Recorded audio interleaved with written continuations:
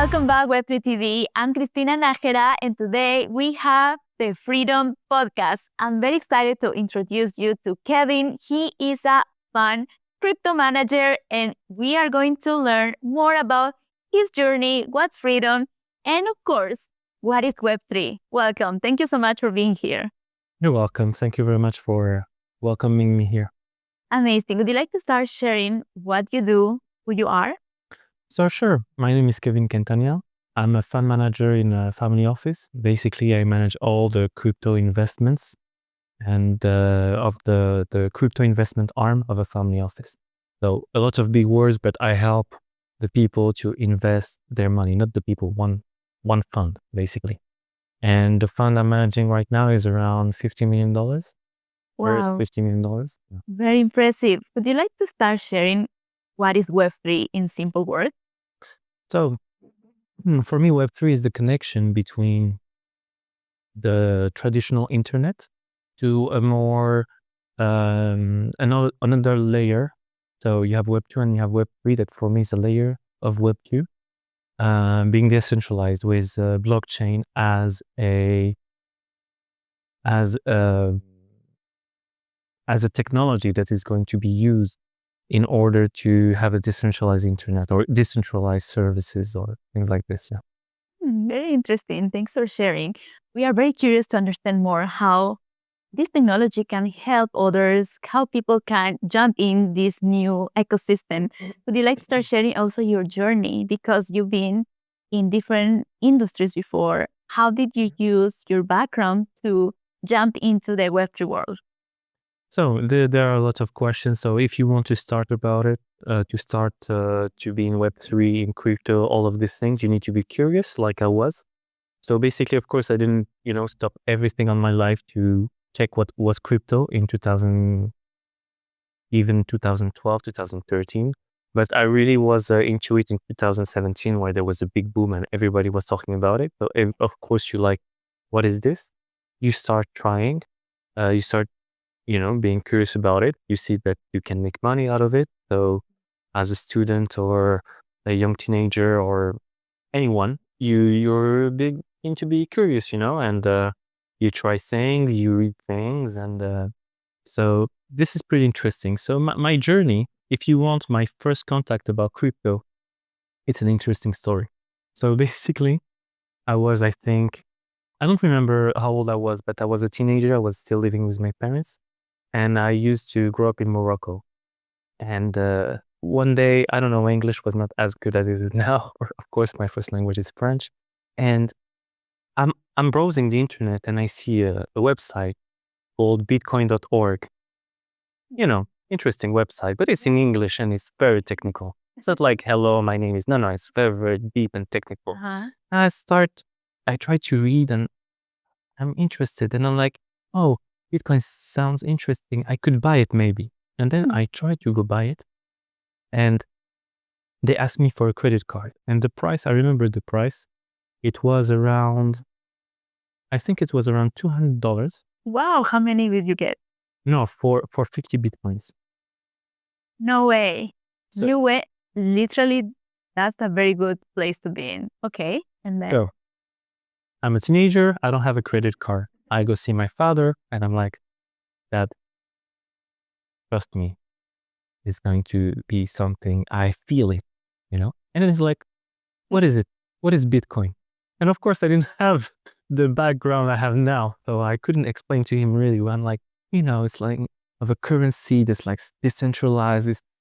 It's not someone who has it. It's like, it's too complicated. You know what? I can give you my credit card, but are you 100% sure they're not going to hack my credit card? And like back in that time, using a credit card online was like, be careful, hackers. And using crypto right now. yeah, basically, but before we never even used a credit card. So he's like, here's my credit card. And I took it and I was like, those guys talk about Bitcoin, cryptography, technical stuff. I'm sure they can hack me like this, Yeah. And my father trusts me if I pay. So I didn't do it. So this was my first contract. No way. That's so sad. You couldn't get crypto at that time. Yeah. Too bad. But this was my first contact. I forgot about it. And then 5 years later, oh, Bitcoin, what is it? I tried. Yeah. But like, so basically this is how I had my first contact in crypto and Bitcoin. I could have been a billionaire today. But that. Yes, I remember when I started as well. I asked my mom for it. I didn't ask her for a credit card. I asked her for cash because we were able to buy peer-to-peer. I remember my friend, Yeah. he was creating a crypto club inside of the college, in our college. And then I was like, okay, I have this, how we can use it. And then he was like, okay, I have this. And then we did peer-to-peer inside of a university. I trust him. So yes, I think being in your space where, you need to use it, your parents' money, and also to trust somebody who you don't know. Maybe the website was a scam. You will never find out, right? I will never find out. And for me, it was a scam. It helps me sleep at night. Maybe it wasn't, but let's say it was a scam. Yeah. So then moving forward, you, after 5 years, start. So Learning basically more in 2017, end of it, we hear about like this is when Ethereum goes live, kind of. You know, Okay. everything was booming. Everyone was talking about it. The 2017 bull run. So of course, as a nice retail, I came into the market a bit late. So I didn't lose money, but I didn't earn any. So too bad, but I was hooked. I was in. You know, I like the finance in general. So this is what I studied later on, but I like finance, and I was, some kind of a student. You have money, you try to bet on crypto. You buy low, you sell high. You buy low, you sell high. Then you see it's the worst technique you ever have. Like So you start trading. yeah, I started trading, but it's like trading like a beginner. So what is this? Like, I buy because I feel it, because I see a sports zone or something. Well, it's a bit more, it should be more technical. So anyways, even if I'm a beginner, I make money out of it. Not a lot, but kind of I'm a student and I make money. Why not? Being on my computer. And so this is how I kind of started crypto. Fast forward, of course, it was the bear market after 2018. Yeah. So 2019, it was a bear market too. And then I came back around. So during those years, I was kind of trading, but it was not like as successful. And this is all in parallel of me being a student. Okay.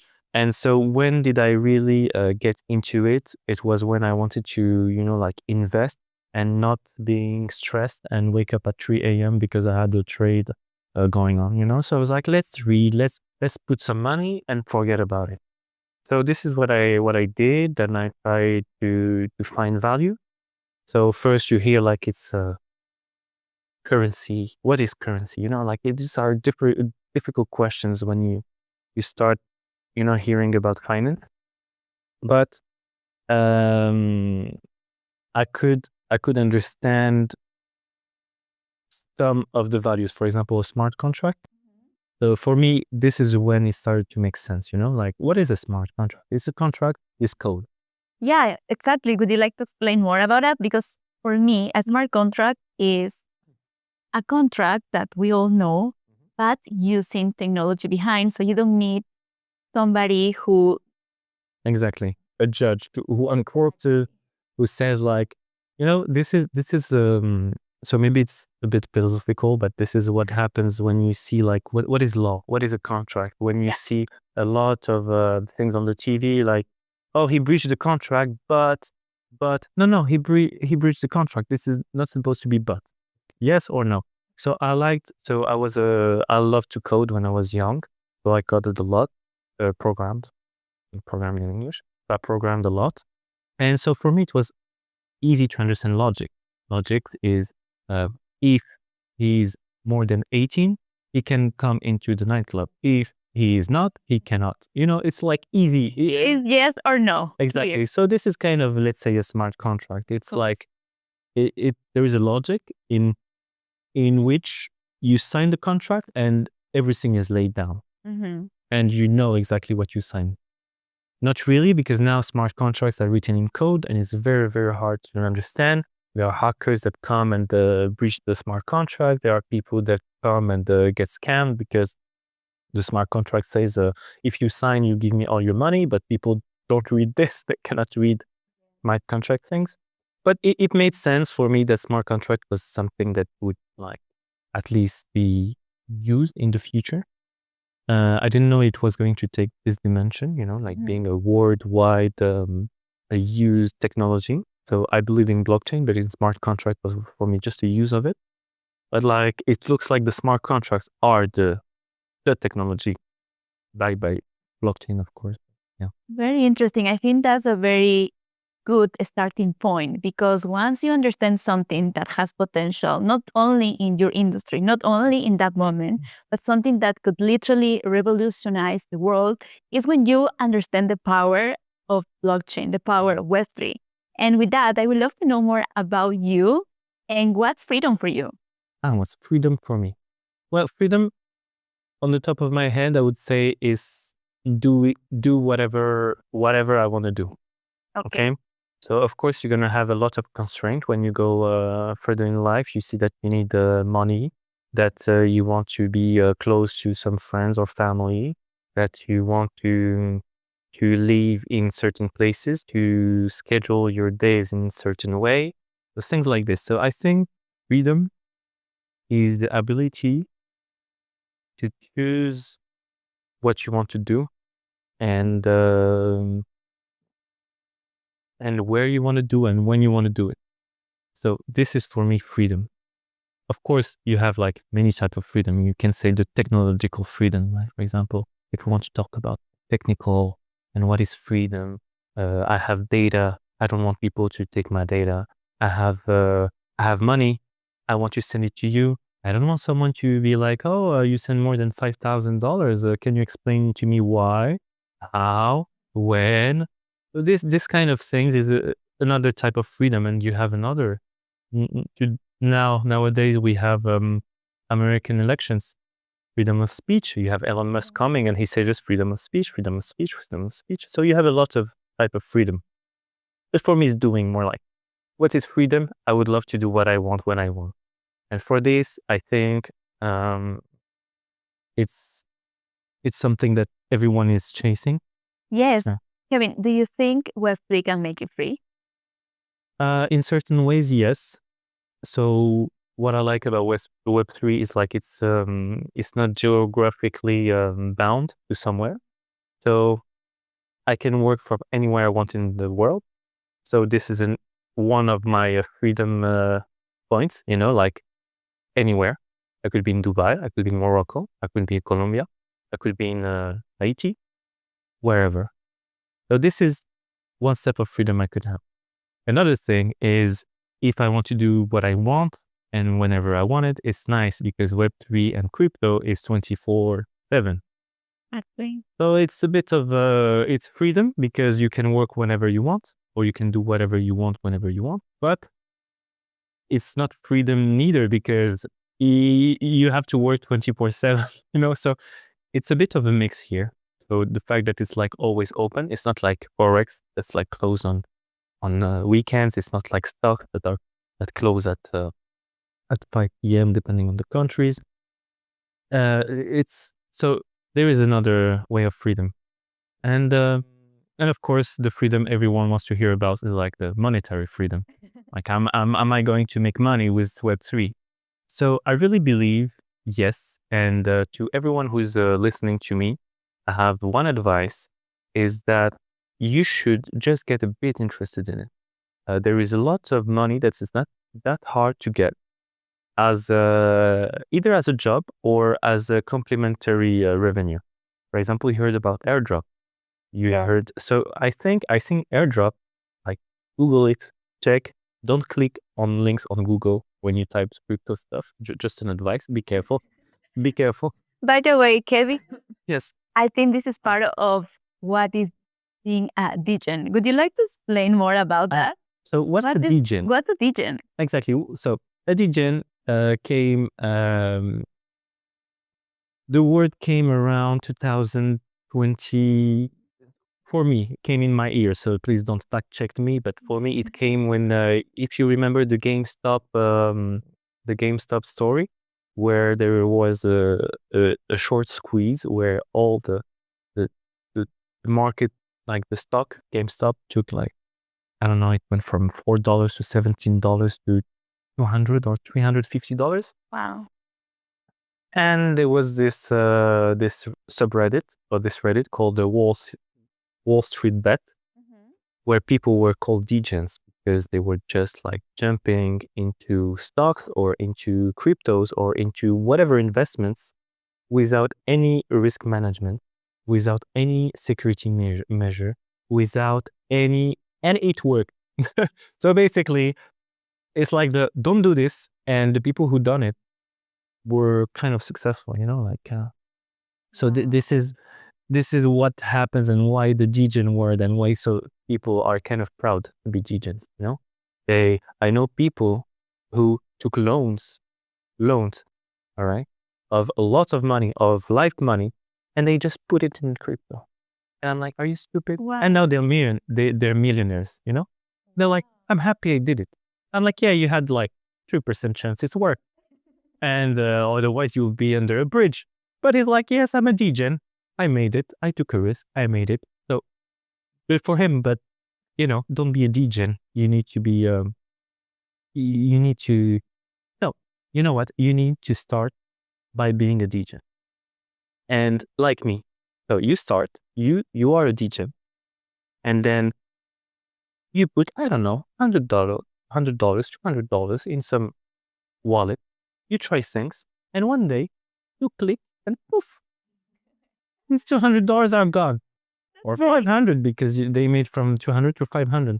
And this is only when you start being good in crypto. Because when you see the money goes up, you don't want to understand why. It comes in your pocket, you're happy. But then when it disappears, you will do everything to understand why it disappeared, how you could get it, what is a smart contract, what is a honeypot, what is a rook pool, why did he... So every time I got scammed, I learned a bit more about crypto. So I don't want you to be scammed, but trust me, it helps to be a degen and then not, cry on why I lost $200, but like let it never happen again and learn more. Yes, it's very important to be curious, but at the same time, be conscious that what you are doing has consequences, right? Sure. It could either go up or it could either go down. So you can either win a lot, but also lose a lot. And knowing that, how is one day in your life as a crypto fund manager? I'm very curious because you started with a website, right? You saw a website and then you were curious about crypto. And then moving forward after couple of years, now you are full-time on crypto, you are managing a fund. So it's a crazy story. How is the life of being a crypto fund manager?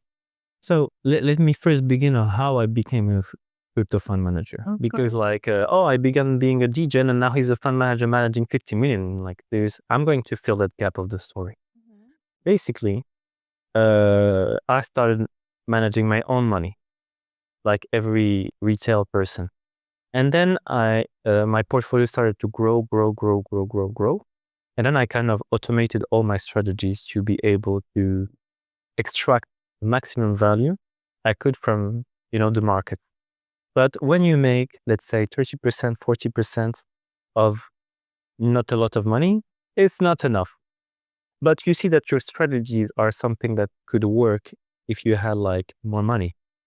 And yeah. Did you create these strategies by yourself or you learn from somewhere? I created them by myself and I learned from other degens lately. So it was through friends, through other people that were in the field, or you were at college, or you were watching YouTube? What was the mix around? Well, to be honest, I wasn't watching YouTube. I wasn't watching. I had a forum It's a French forum. So finance forum, jeuxvideo.com. Case, I'm just telling the name for my bros, for my face. So basically, they were sharing stuff, and them too, they were degens. Like everyone is in crypto when they have like $50. Like this is the only thing. You're not going to make 20% work 1 year with $50 to make 20%. No, Yeah. it doesn't work like this. People will try to make it burn or earn. And so you had a lot of opportunities there. And of course, when you burn once, twice, 3 times, 4 times, you start to learn what can be real opportunity and what is not. And so you have like, you try to create many stashes and you try all the strategies that are presented, and you see that you could do better in this one doesn't work, this one would work if you knew it before, this one will work, but only later. But things like this. And then with time, you can create your own strategies, and you try, you look. And when I say strategies, people think I'm coding or something. No, I'm just analyzing data. I look, I click, I see APR here, I see APY here, I see someone talking about the project. I read, I make informed decisions, and then I take some kind of risk, of course, because you cannot earn if you don't take risks. Yeah. And then thanks to this, I managed to make money.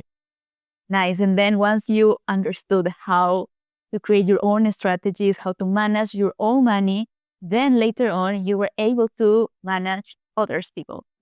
And exactly. So at some point I was like, okay, I should maybe try to do this for an institutional. I went in on LinkedIn and I saw a job for crypto analyst.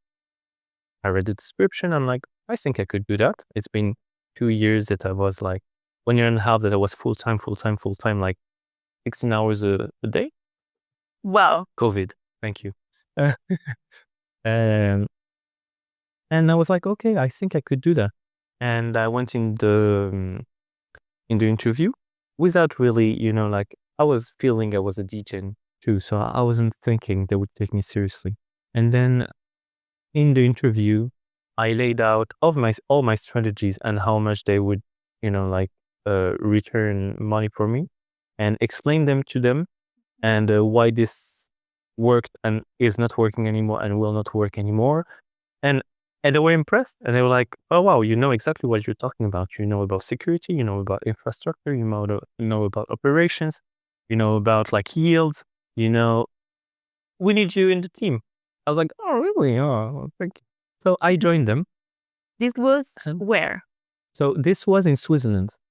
Okay, you were living there, or you saw the interview, you saw the job on LinkedIn. How was the story? So the story is, there was COVID, all right? So everything was closed. I was with my family in Morocco.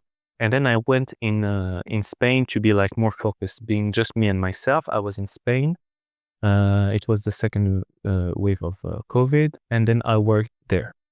After some point, I wanted to start a project with someone. And I came to visit him in Switzerland in October 2021.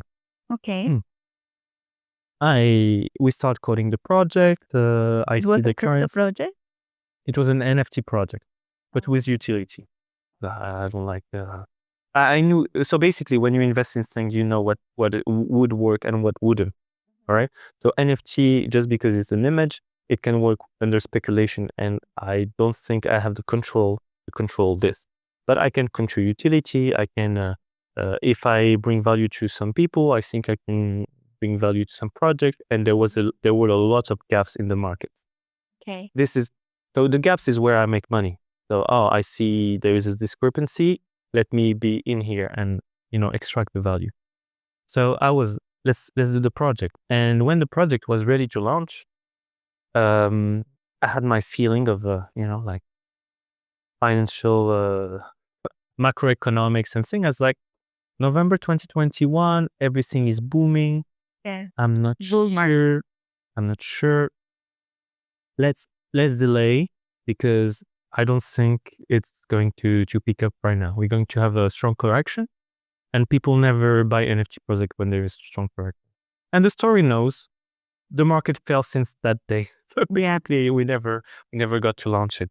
So in November, December, this is when I asked for this job interview, and I started in January. And since then, I was able to create the fund infrastructure, all the security measures, doing some operations, giving them advice on selling Bitcoin instead of buying it, because it was like still euphoria, but never catch a falling knife. So when it goes down, you just let it go down, and then when it starts to go up, now you start picking up on. So of course, I'm a financial engineer and quantitative mathematics engineer. So I know what I'm talking about. I'm not just coming from nowhere, just looking at charts. So I kind of know what I'm doing, just to make these things a bit more into context. You have a very interesting background. Did you study this knowing that your end goal will be doing what you're doing now, or you start your career where you are now? Like, So what was the process behind studying everything you have studied before? So I first started at EPFL, which is an engineering school in microengineering. So everything that's smaller than micrometer. So has nothing to do. And then I wanted to change because it either doing watches or satellites, and it was not something I was seeing myself doing all my life. I had like some kind of change of mind, and so I went to do some finance. So I went in Paris. I wanted to do a school there, and I've seen that finance will be something that would, combine mathematics and understanding of macroeconomics in the world. And it kind of interested me. And of course, I had like all this background of looking into crypto, seeing shards, things like this. It was not really correlated, but like my experience doing some kind of studying this made me able to have like more of a global view. And then why crypto? And this is an advice I would give to everyone who does finance. Come to crypto, not because it's crypto, but because it's easier. So basically, we have the same rules, let's say, practically, between normal finance and crypto finance. No. But the only thing is, because there is no institutional players yet, or there wasn't, now they're coming more and more, there is a lot more opportunities and there is a lot more gap. So for example, I feel I'm one of the best in my field, but like if I went in Wall Street with all the sharks, I wouldn't be one of the best at all. Like I'm sure some people, so I think it's the market that lets me be one of the best, because I've forged my art to be good in this market. I think that's where there is a lot of opportunity, because this ecosystem, Web3, is very new. And if you have been in the space for a very long time, you have a lot of experience. And compared to Wall Street, for example, finance is a very old industry. Yes. So of course, to be the best, you will need to have a lot of talent, a lot of titles, a lot of things. But in crypto, if you really put a lot of effort, if you really put yourself in the right place and study a lot and specialize on something, I think that's where the opportunity is. And that's what you found. I agree. Yes. Yes. Where in traditional finance, doing 5% a year is an exceptional. In crypto, doing 5% is like some kind of entry level strategies, So you just go, you stake, and it's done. So I really believe that even if you just want to outperform traditional finance, crypto is a good opportunity to look into. Yes, because you are specialized on DeFi, decentralized finance. We love to hear more about it. How you can explain decentralized finance in easy words? So DeFi in easy words. So imagine you are, excuse me, I need to think about it to simplify it at the maximum. So DeFi in easy word. So the words are decentralized finance. And basically what decentralized means, it means that there is no one that has the keys of all the rules. And basically it's a blockchain that will implement some smart contracts or projects or processes, and it's owned by the people who have, for example, governance tokens. I'm sorry, I'm talking about like hard words, but basically it's not owned by one person, it's owned by a whole ecosystem. So this is what I think DeFi is. Something that I would like to add is that for me, DeFi, in easy words, it could be that you can become your own bank, which means that you can borrow money, you can lend money. So with this, you don't need to go to a bank. And of course, the middleman will be the bank. Yeah. But if you are using this technology, that is the base for your transactions. So that could be DeFi in a simple word for me. But I guess, you have been in the space for so long. You are very used to talk to people in a very technical level. So I do understand that for us, especially when people who are in crypto full time, we think that everybody will understand these words that are normal for us, but for a lot of people are very new. That's why here we want to showcase these words. We want to explain them in a very easy way so they can become more curious and they can understand more and start exploring this new ecosystem. Yeah, I agree. I think the fact that it's decentralized, it makes you that you're not only the client, but you can be the business too. And this is what you were saying. You can borrow money and you can lend money and make money out of it. And this is, I think, what is decentralized about it. Like, who cares where the money comes from? There is like, you go to a lender on the blockchain, they take a little commission, but you can put your money and they reward you money. And then if you want to borrow against your money, you can borrow against your money. And if you want to withdraw your money, you don't have to call the bank. You don't have to justify why you want to withdraw that much, etc., etc. So yeah, in your words, I tried to jump on your explanation. Thank you so much. And I'm curious to know, how are you using AI and blockchain? How do you combine AI and blockchain for decentralized finance?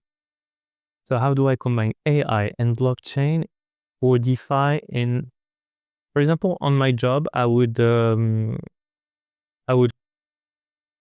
test, not really develop, but test strategies. So imagine I have an idea, I would use AI, and it will try to find the best parameters. It will try to tell me what I didn't see.